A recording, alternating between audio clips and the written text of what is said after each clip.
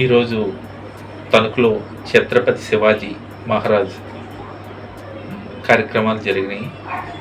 ఆ కార్యక్రమాల్లో ముఖ్య వ్యక్తిగా నా స్నేహితుడు దుర్గారావు ఉన్నాడు. మనందరికీ తెలుసు సత్యారకు. అసలు ఛత్రపతి శివాజీ గారిది శోభయాత్ర, శౌర్యయాత్ర. అసలు శౌర్యయాత్ర అంటే ఏంటి, శోభయాత్ర అంటే ఏంటి? శౌర్య అంటే ఒక వీరుడిని గురించి చేసే యాత్రను శౌర్యయాత్ర అంటారు.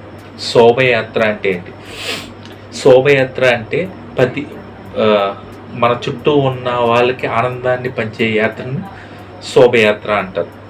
ఓకే, ఈరోజు ఛత్రపతి శివాజీ మహారాజు గురించి తెలుసుకుందాం.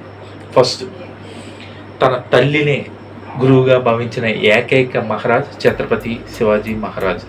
16 సంవత్సరాల్లో కత్తిపట్టి యుద్ధం చేసి విజయాన్ని సాధించిన ఏకైక మహారాజ్ ఛత్రపతి శివాజీ మహారాజ్. తన తండ్రి 2000 సైన్యం వేస్తే దాన్ని 1,00,000 సైన్యంగా మార్చిన ఏకైక ఛత్రపతి మన ఛత్రపతి శివాజీ మహారాజ్.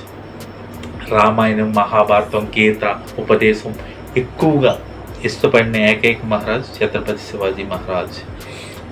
సతీ సగంను ఎదిరించి నిరోధించి తన రాజ్యంలో స్త్రీలందరి చేత అన్నయ్య అనిపించుకున్న ఏకైక మహారాజ్ ఛత్రపతి శివాజీ మహారాజ్.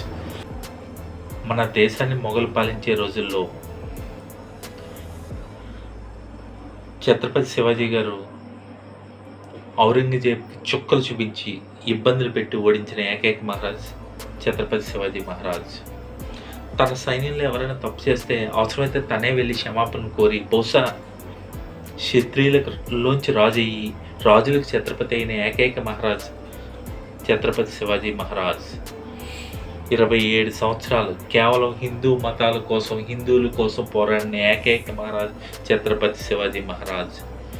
ఏ మతాన్ని కించపరచకుండా, ఏ మతాన్ని అతిగా ప్రోత్సహించకుండా లౌకికవాదాన్ని కాపాడిన ఏకైక మహారాజ్ ఛత్రపతి శివాజీ మహారాజ్. ఎత్ర నారేంస్తు పూజితే తత్ర దేవత రమయంతే స్థిరః.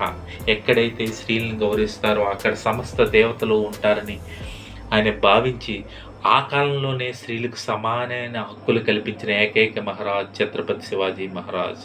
బహుశా అందుకేనేమో మన భారతదేశంలో ఎక్కువగా విగ్రహాలు ఉండేది ఒక్క ఛత్రపతి శివాజీ మహారాజ్ మాత్రం.